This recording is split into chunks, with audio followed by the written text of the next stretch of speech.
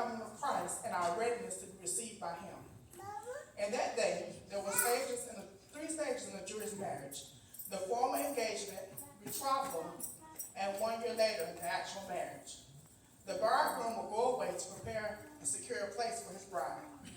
While away, his bride also had to make preparation for herself by getting all of her affairs in order. She knew he would return, but she didn't know exactly when. When the bridegroom returned, the bridesmaids, who were attending the bride, went forth to meet him with lamps lighted so that they could conduct him and his companions into the house where the bride awaited. In this parable,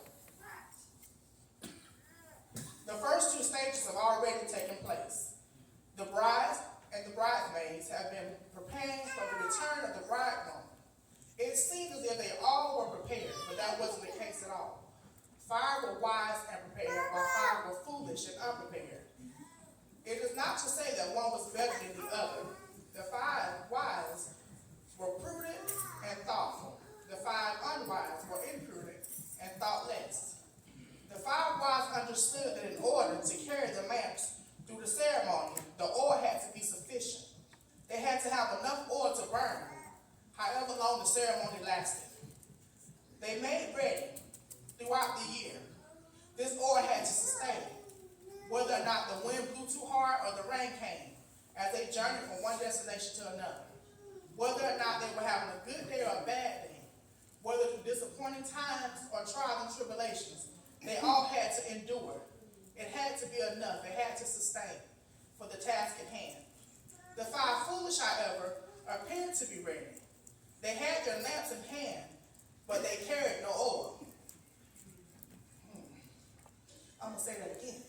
They had their lamps in their hands, but they carried no oil. They had the same amount of time to make ready, yet there was not much effort put forth in their preparation for the coming of the bridegroom. Many of us today are not prepared. Us, like the 5 foolish, we think that we have time. We think that that there's time, but we don't have time. We don't have time to play around. We don't have time to lollygag. We don't have time to not prepare because Christ is soon to return. We have to ask ourselves a question. Do we carry the oil? 2 Timothy 3 and 5 warns us about those that seem to be something that they are not. It reads, having the form of godliness, but denying the power thereof, from such to turn away from. The foolish virgins were unprepared because they lacked the very thing needed to get them into the ceremony, the oil for their lamps. This oil is the emblem of the Holy Spirit. Without the Holy Spirit, no one is ready for the return of Jesus. In 1 John 2 and 20, it reads, but ye have an unction from the Holy One, and ye know all things. All 10 of the virgins were expected to be in the feast. And until the moment came for the bridegroom, there is no apparent difference between them. It was in the crisis which divided the ready from the unready. The importance of the oil was very evident in the time needed most. Don't get caught without your oil. Oil is a lubricant. There is little friction and wear among those who are lubricated by the Spirit of God. Oil heals.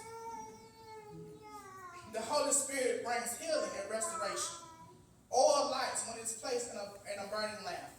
Where the Holy Spirit is, there is light. Oil warms when it is used to fuel a flame. Where the Holy Spirit is, there's warmth and comfort. Oil invigorates. The Holy Spirit invigorates us for God's service. Oil adorns. The Holy Spirit adorns us to make us more pleasant to be around. Oil polishes. The Holy Spirit, it wipes away our grime and smooths out our rough edges. We won't get in without the oil. We've already received our invitation from Jesus when he said in Matthew 11 and 28, come unto me all that labor and are heavy laden, and I will give you rest. We've already received the betrothal in Hosea 2, 19 and 20, where it says, and I will betroth thee unto me forever. Yea, I will betroth thee unto the righteousness and in judgment and in loveliness, loving kindness and mercy. I will even betroth thee unto me in faithfulness and and thou shalt know the Lord. Now we are waiting for the bridegroom to return. And that's the marriage. Revelation 19,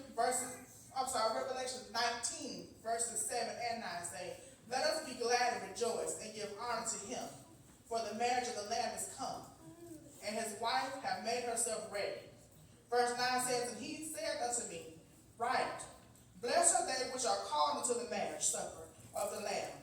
And he said unto me, these are the true sayings of God. Jesus is our bridegroom, and we are his bridesmaids. He is soon to return for the church, his bride. Will you carry your oil? Will your oil sustain? And my last verse is John 14, verses 2 and 3. It says, in my Father's house are many mansions. If it were not so, I would have told you. I go to prepare a place for you. And if I go to prepare a place for you, I will come again and receive you unto myself, that where I am, you may be also. So I encourage you all today,